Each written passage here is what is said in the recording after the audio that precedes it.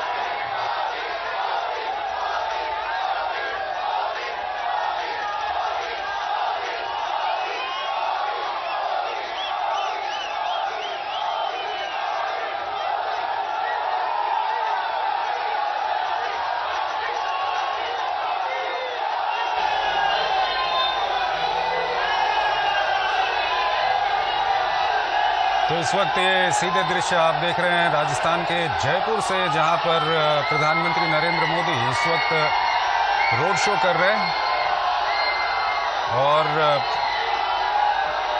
भारी संख्या में वहां पर लोग मौजूद हैं जो प्रधानमंत्री का अभिवादन कर रहे हैं। प्रधानमंत्री भी हाथ हिलाकर लोगों का अभिवादन स्वीकार कर रहे हैं। और इससे पहले राजस्थान में आज दिन में भी प्रधानमंत्री ने जनसभाएं की हैं और अब शाम को जयपुर में जो राजस्थान की राजधानी है वहां पर प्रधानमंत्री एक रोड शो कर रहे हैं। भारी संख्या में लोग वहां पर मौजूद हैं जो प्रधानमंत्री का स्वागत कर रहे हैं। पुष्प वर्षा कर प्रधानमंत्री का स्वागत वहां पर किया जा रहा है। और आपको बता दें कि ये जो रोड शो है ये जयपुर के पुराने शहर यानी कि जिसको परकोटा इलाका कहा जाता है उस इलाके में ये रोड शो किया जा रहा है। और अपने रोड शो के दौरान प्रधानमंत्री मोदी आदर्श नगर, हवा महल और किशनपोल विधानसभा क्षेत्र को कवर करेंगे। यानी कि वो ये 3 विधानसभा क्षेत्र हैं जो प्रधानमंत्री के रोड शो के रास्ते में पड़ते हैं। तो ये सीधे दृश्य इस वक्त हम आपको दिखा रहे हैं जयपुर से, जहां पर पीएम मोदी का रोड शो इस वक्त चल रहा है और सड़क के दोनों ओर भारी संख्या में लोग वहां पर मौजूद हैं जो प्रधानमंत्री का अभिवादन कर रहे हैं। पुष्प वर्षा कर प्रधानमंत्री का वहां पर स्वागत किया जा रहा है और प्रधानमंत्री भी हाथ हिलाकर लोगों का अभिवादन वहां पर स्वीकार कर रहे हैं।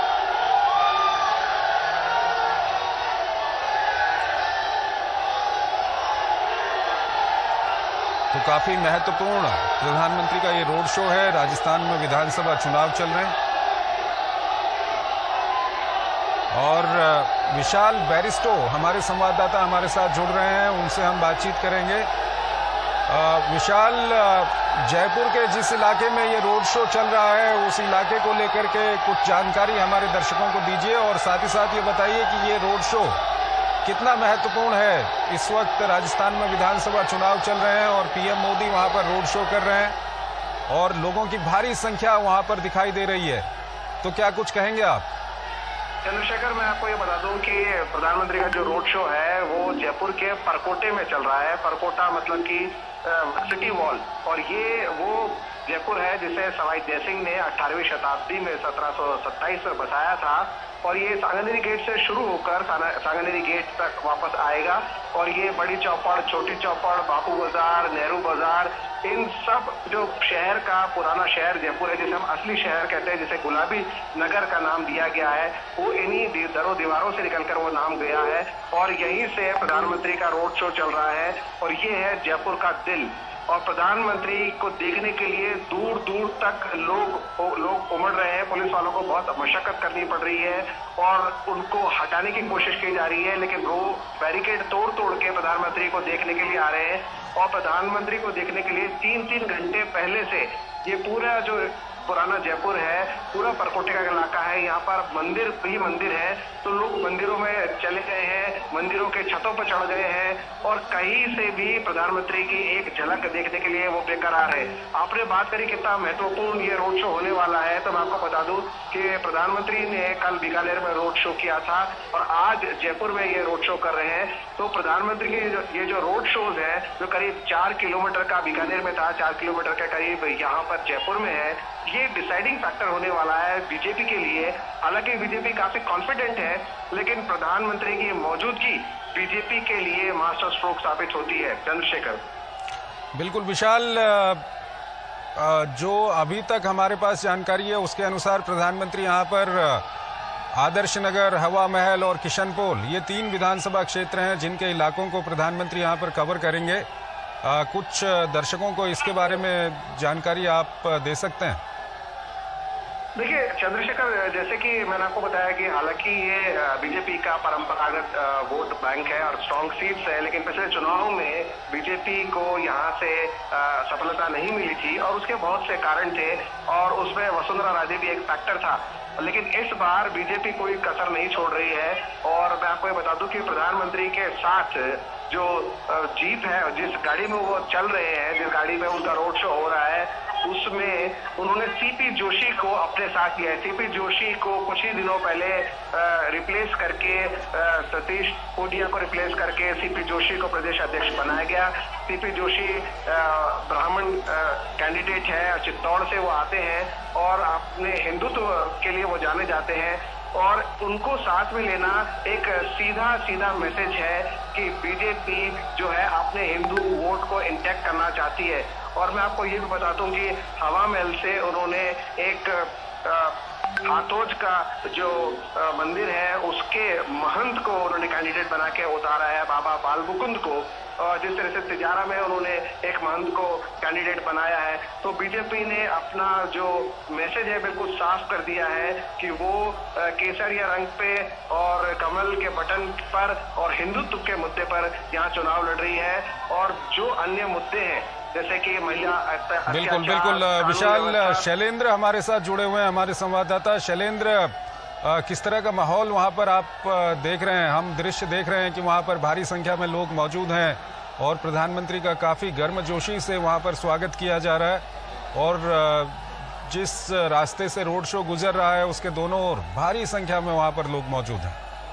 बिल्कुल चंद्रशेखर, आप देखें सड़क के दोनों तरफ बड़ी संख्या में न केवल बीजेपी कार्यकर्ता बल्कि जयपुर के आम लोग, जिसमें हम युवा देख रहे हैं, जिसमें हम महिलाएं देख रहे हैं, हर वर्ग के लोग इसमें मौजूद। और निश्चित तौर पर ये तस्वीरें बताती हैं कि दुनिया के सबसे लोकप्रिय नेता किसी भी राज्य में, किसी भी शहर में जब जाते हैं, और खासतौर पर जब चुनाव प्रचार के दौरान इस तरह के रोड शो बीजेपी की तरफ से प्रधानमंत्री नरेंद्र मोदी के आयोजित किए जाते हैं, तब हम ये तस्वीरें देखते हैं, लोगों का प्रेम देखते हैं। छतों पर लोग खड़े होकर प्रधानमंत्री नरेंद्र मोदी का अभिवादन करते हैं, हाथ हिलाकर स्वागत करते हैं, नजदीक से उन्हें देखना चाहते हैं, पुष्प वर्षा होती है और ये तस्वीरें दिखाती है। कल बीकानेर में भी दिखा था कि किस तरह से प्रधानमंत्री नरेंद्र मोदी का स्वागत करने के लिए, उनका अभिनंदन करने के लिए जनता बहुत उत्सुक दिखाई दे रही थी और किस तरह से लोगों का समर्थन और प्यार प्रधानमंत्री नरेंद्र मोदी को मिलता दिखाई दे रहा था। और हमने देखा कि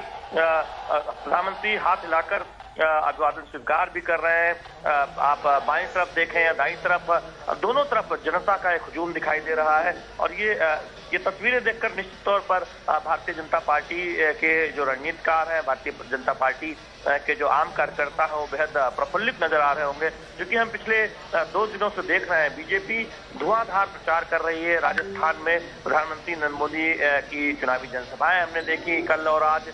कल बीकानेर में रोड शो, आज जयपुर में ये भव्य रोड शो इस वक्त देखने को मिल रहा है। जो तस्वीरें दूरदर्शन न्यूज के जरिए जयपुर, राजस्थान और देश भर के दर्शक देख रहे हैं, निश्चित तौर पर ये तस्वीरें दिखाती हैं कितने एक तरह से प्रधानमंत्री नरेंद्र मोदी को देखने के लिए कितने लोग लालायित रहते हैं और इन तस्वीरों में वो एक भीड़ दिखाई देती है जो प्रधानमंत्री नरेंद्र मोदी का अभिवादन करना चाहती है। तो निश्चित तौर पर बीजेपी इसी वजह से चंद्रशेखर हम देख रहे हैं कि जब अब विधानसभा चुनाव कहीं आते हैं तो प्रधानमंत्री नरेंद्र मोदी के रोड शो जरूर आयोजित किए जाते हैं। और हमने देखा था गुजरात में भारतीय राजनीति का सबसे लंबा ऐतिहासिक रोड शो हुआ था और हमने तमाम। ठीक है शैलेंद्र, आप हमारे साथ बने रहिए। हमारे साथ हमारे वरिष्ठ संवाददाता विनोद मिश्रा हमारे साथ जुड़ रहे हैं, उनसे हम बातचीत करेंगे। विनोद जी, राजस्थान में चुनाव चल रहे हैं और इस सब के बीच प्रधानमंत्री ने कई जगहों पर रैलियां की हैं और उसके अलावा बीकानेर में उन्होंने रोड शो भी किया था और अब जयपुर में रोड शो, जो राजस्थान की राजधानी है, क्या कुछ कहेंगे? राजस्थान की राजधानी नहीं है, गुलाबी शहर जो आप कह सकते हैं ना, कि जैसे कि गुलाबी शहर पूरे दुनिया में अगर आप देखें कि एक टूरिस्ट मैप पे जयपुर शहर को माना जाता है। राजे रजवाड़े से लेके और आज प्रजातंत्र की, आप सब लोकतंत्र की यही खूबी है। जब लोकतंत्र में प्रधानमंत्री रोड शो में एक एक आदमी से मिलते हैं, उनकी भावनाओं जो अभी आप देख रहे हैं कि सड़क पे तैर रही है लोगों की, तो ये लगता है ये लोकतंत्र में ही संभव है। जब ये प्राइम मिनिस्टर खुद सड़क पे आते हैं और वो चलते हुए लोगों के साथ में वो एक कम्युनिकेशन करते हैं, वो संवाद बनाते हैं, तो ये इस देश की जो ताकत है ना, ये समझ में आती है कि इस देश की जनता जो है वो कितना इम्पोर्टेंट है। तो ये गुलाबी शहर में इस तरह की जो आज ये रोड शो देख रहे हैं, वो नजारा कुछ खास इसलिए भी है कि राजस्थान में देखिए जो प्राइम मिनिस्टर मोदी की जो कैंपेनिंग है पिछले 4 दिन से, अब लगातार देखिए 4 दिन से जो लोगों के बीच जा रहे हैं, अपना रिपोर्ट कार्ड बता रहे हैं, भविष्य की योजनाएं बता रहे हैं, तो ये एक अद्भुत क्षण होता है जब एक पीएम, देश का पीएम लोगों से सीधा संवाद करता है, लोगों को अपनी योजनाओं के बारे में बताता है, लोगों के भविष्य का भारत की एक खाका सामने में रखता है और सामाजिक भागीदारी का एक देश बनाने के लिए लोगों को इसमें जुड़ने का आह्वान करता है। राजनीति अलग है, चुनाव जीतने हारने में की बात तो अलग अलग पार्टियां अपने अपने तरीके से अपने तर्कों से करती है, लेकिन सबसे इम्पोर्टेंट ये है कि इस पॉलिटिकल पार्टी में अगर आप देखेंगे तो अपने मैसेज क्या दे रहे हैं। तो जब आप लोगों के लिए मैसेज देते हैं, दूसरे पार्टी का जब आप चुनाव प्रचार देखते हैं, राजनीतिक नेताओं के बड़े बड़े नेता स्टार प्रचारक अभी राजस्थान में है, कांग्रेस से लेके आम आदमी पार्टी से लेके सबने अपनी ताकत सौंपी है, लेकिन जब वो एक मैसेज की बात होती है कि आप आम लोगों से संवाद करते हुए संवाद क्या दे रहे हैं, तब आपको लगता है वहां आपको एक फर्क लगता है। तो ये फर्क जो है पीएम जब रोड शो करते हैं और लोगों की बड़ी भागीदारी उसमें हुजूम साथ में चलते हुए देखते हैं, तब वो लगता है कि लोगों का कनेक्शन जो है, लोगों का कनेक्ट क्या है, ये आपको पीएम के रोड शो में दिखने को मिलता है। विनोद जी, 2008 में जयपुर में सीरियल ब्लास्ट हुए थे और पिछले दिनों जो जयपुर बम ब्लास्ट के आरोपी थे उनको कोर्ट ने बरी कर दिया क्योंकि उनके खिलाफ पर्याप्त साक्ष्य नहीं मिले थे और बीजेपी ने एक बड़ा मुद्दा इसको बनाया हुआ है। और प्रधानमंत्री का जो रोड शो आज जिस रूट पे चल रहा है, इस रूट के अधिकांश जगहों पर ये सीरियल ब्लास्ट हुए थे, इसको लेकर क्या कुछ कहेंगे? एक बड़ा मुद्दा बीजेपी ने इसको बना के रखा हुआ है। आप मान सकते हैं, आप ये देखिए कि ये यहाँ आप हिंदुस्तान में अलग अलग कोने में, जिस आप कभी यूपी, आप राजस्थान की बात करें, अभी यूपी की बात करें, इससे पहले महाराष्ट्र की बात करें, ये 2009 का आपको याद होगा, 2008 से 9-10 तक में जो एक सीरियल बम ब्लास्ट का एक चेन बना हुआ था। भारत के जो टूरिस्ट स्पॉट है, हिस्टोरिकल प्लेसेस है, रिलीजियस प्लेसेस है, वहाँ इस तरह के आतंकी हमले होते थे। लेकिन ये पता नहीं इस देश में सियासत की क्या एक मजबूरी है कि वो एक टेररिज्म को, एक बड़े फंडामेंटलिज्म को और सियासत में कैसे घालमेल करती है, इसका उदाहरण राजस्थान में दिख रहा है। और अब ट्रायल कोर्ट को यह कहना पड़ा कि इसमें जो ट्रायल हुई है वो कितनी एक तो सुस्त हुई है, इसकी रफ्तार सुस्त थी। दूसरा, जो आपको ट्रायल कोर्ट में उसको पनिश करने के लिए या कानून के दायरे में लाने के लिए जो सबूत जुटाने थे, इन सारी चीजों का वहाँ किस तरह से दिखा, वो तार होते हुए दिखा। तो आपको ये मानना पड़ेगा कि जब तक वहाँ की पुलिसिंग न्याय व्यवस्था में आप जब अच्छी ट्रायल करके, आप जब अच्छे इन्वेस्टिगेशन करके सामने में नहीं रखेंगे, तो अब इस देश में जो ये आतंकवाद के खिलाफ एक माहौल बना है, जो पिछले आप 10 साल से देख रहे हैं, वो संभव नहीं है जब तक कि आप मजबूती से उसको न्याय के कटघरे में नहीं खड़ा करेंगे। तो इस मामले में राजस्थान सरकार की ये बड़ी चूक थी कि इतने खतरनाक आतंकी को, जिसको एक सजा के रूप में उसको एक यहाँ तक कि कोर्ट में फांसी की सजा भी मांग हुई थी, और उस अपराधी को, उस टेररिस्ट को आपने बाइज्जत रिहा करने की बात कह रहे हैं, तो ये माना जाएगा कि ये देश के आने वाले भविष्य के साथ में आप खिलवाड़ कर रहे हैं। वो 2008-9 तक का जो आतंकी हमलों का एक सीरीज था, आप देश को उस बहाने पे ले जा रहे हैं। ये अफसोसनाक बात है। लेकिन ये अभी अब इसका प्रोसेस है, ये ऐसा हुआ नहीं है कि अभी इसके ट्रायल कोर्ट में होने से उसका केस खत्म हो जाता है, ये अभी लंबा चलेगा। लेकिन इसमें राजस्थान की सरकार, मौजूदा सरकार की चूक हुई है। ठीक है विनोद जी, एक तरफ जी, विनोद जी अपनी बात पूरी कीजिए। जी, मैं यही कह रहा था कि लॉ एंड ऑर्डर जो है, आप ये देखें कि ये इसलिए होता है जब आप इस मामले में कोई सियासत का आप एक चेहरा बना, एक लाइन खींचते हैं। अब ये देखिए, पिछले दिनों जो राजस्थान में जितने दंगे हुए थे, जिस तरह से वहाँ पे एक माहौल बना था, इस माहौल के कारण में इसलिए था कि आप जस्टिस करते हुए नहीं दिख रहे थे। आप कहीं ना किसी कॉर्नर में एक सॉफ्ट कॉर्नर ले रहे थे। ये ठीक बात है कि एडमिनिस्ट्रेशन को इस रूप में अपना एक रोल करना पड़ता है, लेकिन लॉ एंड ऑर्डर में आपको एक मैसेज भी देना पड़ता है। और वो मैसेज आपको बाबा अगर योगी आदित्यनाथ को लेकर लोग जितना भी बहस कर ले, लेकिन यूपी जैसे जगह पे आज अगर इस देश में पिछले 5 साल में एक भी दंगे नहीं हुए हैं, तो राजस्थान में ये संभव था। जो करने में अशोक गहलोत चूक गए हैं। शायद जो बीजेपी का आरोप है कि उन्होंने एक अपीजमेंट की तरह उस पर कोई ठोस कार्रवाई करते हुए नहीं दिखे, हो सकता है कि एक बड़ी वजह हो। विनोद जी, इसके अलावा बार बार जो भी वहां पर जनसभाएं हो रही हैं, चाहे वो प्रधानमंत्री की जनसभा हो या बीजेपी के दूसरे नेताओं की जनसभा हो, बार बार जो राजस्थान की सरकार है उस पर आरोप लगाया जा रहा है महिलाओं के खिलाफ अत्याचार का। लॉ एंड ऑर्डर की वहां पर जो सिचुएशन है वो काफी खराब हो चुकी है। ये कितना बड़ा मुद्दा बन चुका है इन चुनाव में? बिल्कुल बड़ा मुद्दा है। अब अशोक गहलोत हर अपने जो प्रेस कॉन्फ्रेंस करते हैं या जो रैली करते हैं या अभी वो गारंटी यात्रा पे निकले हुए हैं, उनको ये सफाई देनी पड़ रही है।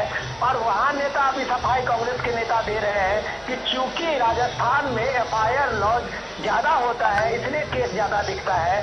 तो ये आप इस मामले को इस तरह से छुपा नहीं सकते। आज सोशल मीडिया का दौर है। आप अगर एफआईआर लॉन्च नहीं करेंगे तो ऑब्वियसली सोशल मीडिया पे वायरल होगी। और जो सबसे ज्यादा जो सोशल मीडिया पे इस तरह की खबरें हैं, चाहे दलित के साथ में अत्याचार की खबरें हैं या महिला उत्पीड़न की खबर है, और वो गांव देहात में अब रिपोर्ट हो रहा है, तो ये आपकी मजबूरी है कि आपको मजबूरी में उसको रिपोर्ट करनी पड़ी है। और अगर आपको रिपोर्ट करनी पड़ी है तो आपके एसबी डाटा में वो चीजें आएगी, और जब आएगी तो आपको इसका जवाब भी देना होगा कि राजस्थान लगातार महिला उत्पीड़न के मामले में, महिलाओं के साथ में अभद्र व्यवहार करने के मामले में क्यों सबसे अव्वल रहा है, और सरकार कोई ठोस कार्रवाई करते हुए क्यों नहीं दिखी है। विनोद जी, इसके अलावा आज प्रधानमंत्री ने एक रैली के दौरान ये भी कहा कि ऐसा कोई पेपर नहीं जिसे कांग्रेस ने बेचा नहीं। दरअसल वो पेपर लीक का मामला वहां पर उठा रहे थे। इसको किस तरह से वहां पर बीजेपी इस मुद्दे को उठा रही है? देखिए, सच में ये मामला जो है पीएम मोदी का, अगर आप 2-3 मामले को देखें, वो किस तरह से करप्शन के इशू पे जो पूरी तरह से अशोक गहलोत सरकार को घेर रहे हैं। और डेफिनेटली ये चीजें पिछले 2 साल से आप देखिए कि लोगों के जनमानस में कहीं से हर एक आदमी इस चीज के लिए, इंडिविजुअल जो बेरोजगार युवक चाहे वो सरकारी नौकरी के लिए तैयारी कर रहे हो या फिर दूसरे बिजनेस के लोग अपने अपने एक छोटा मोटा इंस्टीट्यूशन बनाने के लिए या दुकान करने के लिए कर रहे हो, उनके मन का जो सवाल है वो सवाल आज टीम अपने रैली में उठा रहे हैं। और ये इसलिए उठा रहे हैं कि जब आपके आज अगर इस तरह की कार्रवाई हो रही है, आज अगर ईडी की कार्रवाई हो रही है, उसमें लॉकर खुल रहे हैं, उसमें जो बैंकों में उनके पैसे जो रखे हुए वो लोगों के भी सार्वजनिक हो रहे हैं, तो ये काम जब आज ईडी की कार्रवाई से हो रही है तो काश अगर 2 साल पहले वहां के एसीबी, वहां के जो क्राइम ब्यूरो है, इस तरह की ठोस कार्रवाई करती तो शायद ये पेपर लीक चपरासी से लेके ऑफिसर तक का जो एक सीरीज था राजस्थान में शायद नहीं होता। आपको मैं एक बार याद दिला दूं कि सचिन पायलट ने पिछले महीने लगभग 3 महीने का इस पेपर लीक के खिलाफ में उन्होंने आमरण धरना यात्रा शुरू की थी और जयपुर शहर में उन्होंने धरना दिया था।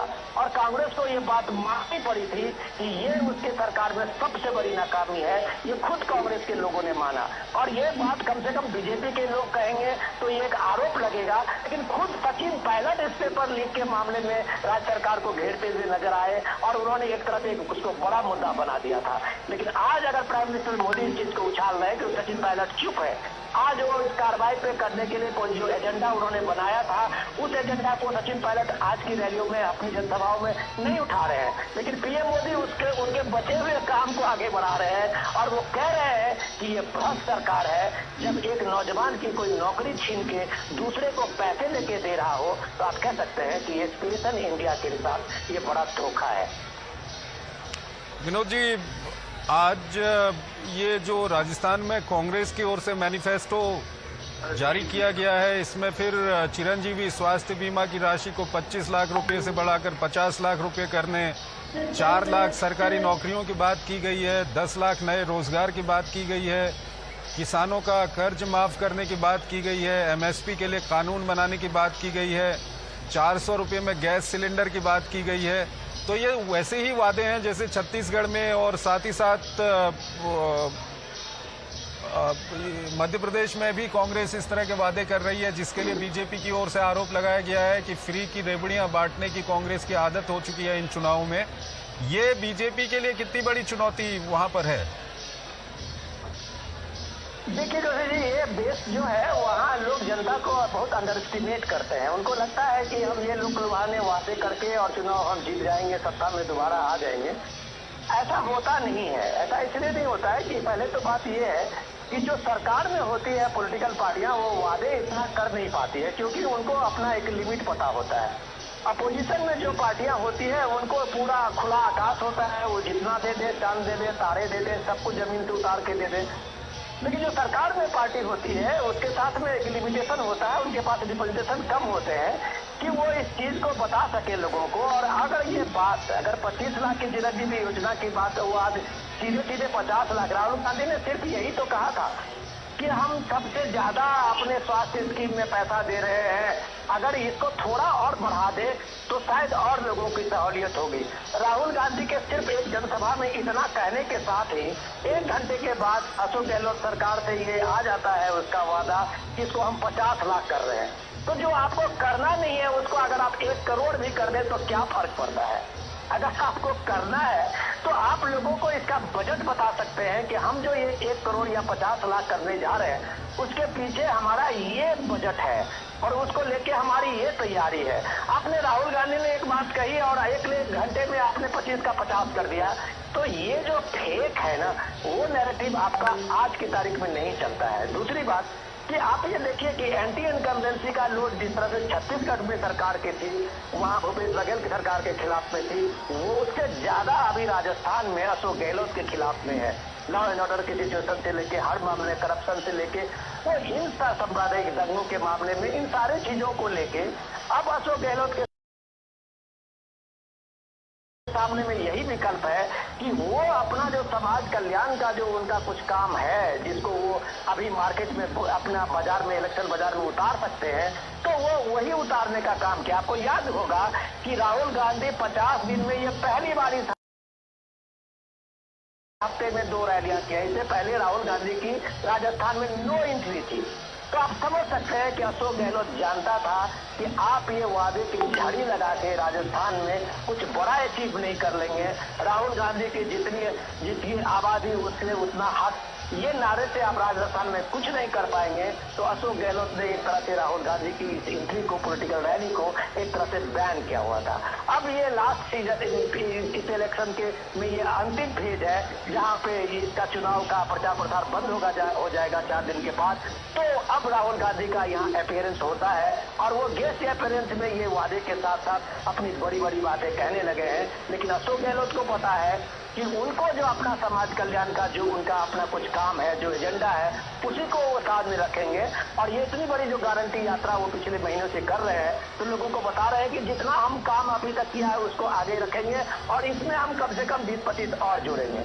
तो लोग भी ये बात पूछ रहे हैं ना, जब आप सरकार रहते हुए नहीं किया तो आप अगली सरकार बनने पर क्या करेंगे? ये बात लोग उनके पास सामने में एक सबसे बड़ा सवाल बन के खड़ा है। इसके अलावा विनोद जी, अगर हम कांग्रेस की बात करें तो कांग्रेस के अंदर एक तरफ सचिन पायलट धड़ा, दूसरी तरफ अशोक गहलोत का धड़ा, उसके अलावा लाल डायरी का भी मामला सामने आया। जो कांग्रेस पार्टी के अंदर का भीतरघात है वो कितना बीजेपी के लिए प्लस पॉइंट है यहाँ पर? देखिए, ये बताना जरूरी है। इस रोड शो के चलते चलते प्राइम मिनिस्टर का काफिला चल रहा है, लेकिन ये चर्चा आपने बहुत अच्छा की, इसमें शुरुआत की है कि सबसे इम्पोर्टेंट है कि आप देखिए कि छोटे छोटे चीजों को हम लोग मैंने अननोटिस कर देते हैं, उस चीज को मैंने अपने पॉलिटिकल कन्वर्सेशन में उसको नहीं लाते हैं। आप अभी 2 दिन पहले सचिन पायलट ने अभी एक प्रेस कॉन्फ्रेंस में कहा था, एक रिपोर्टर ने जैसे उनको पूछा कि अब आप रैली में खुल के हिस्सा ले रहे हैं तो क्या ये जो दूरियां हैं वो कम हो गई है?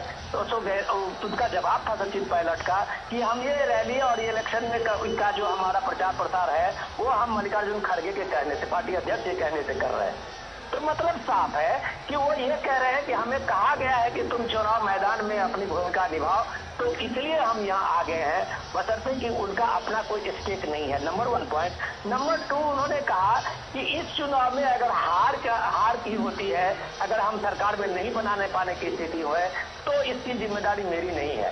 इसका मतलब वो ये भी कह रहे हैं कि 2018 में जैसा उन्होंने कैंपेन किया था और सचिन पायलट ने लीड लिया था और अचानक जब सरकार बनने की हुई तो 10 जनपद से अशोक गहलोत का नाम आया और वो चीफ मिनिस्टर बन गए थे।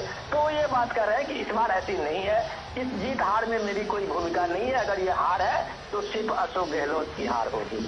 तो इतना क्लियर कट मैसेज के बाद लोगों को समझने में कोई दिक्कत नहीं है। दिक्कत इसलिए नहीं है कि वो बात जानते हैं कि अशोक गहलोत सिंगल हैंडेडली इस पूरे इलेक्शन को अपने फंड से या जो भी चीजें हो ये इलेक्शन को लड़ रहे हैं। उसमें प्रियंका गांधी और मल्लिकार्जुन खड़गे उनके साथ होते हुए दिख रहे हैं। लेकिन कांग्रेस पार्टी को ये पता है कि अगर सचिन पायलट की भूमिका इसमें ज्यादा बढ़ेगी तो अशोक गहलोत भी पैर पीछे खींच सकते हैं। तो ये कसम जो है वो अभी भी राजस्थान के चुनाव में आखिरी फेज तक चल रहा है। जोशी जी, इसके अलावा विनोद जी, अगर हम जो बीजेपी बार बार तुष्टीकरण का आरोप वहां पर कांग्रेस के ऊपर लगाती रही है, उसको हम देखें तो कहीं न कहीं क्या आपको लगता है कि क्योंकि ये जिन इलाकों में आज प्रधानमंत्री वहां पर रोड शो कर रहे हैं, यहाँ पर कांग्रेस ने मुस्लिम कैंडिडेट खड़े किए हुए हैं, ये वही इलाके हैं जहाँ पर 2008 में सीरियल ब्लास्ट हुए थे और उन सीरियल ब्लास्ट के जो आरोपी हैं उनको बरी कर दिया गया क्योंकि उनके खिलाफ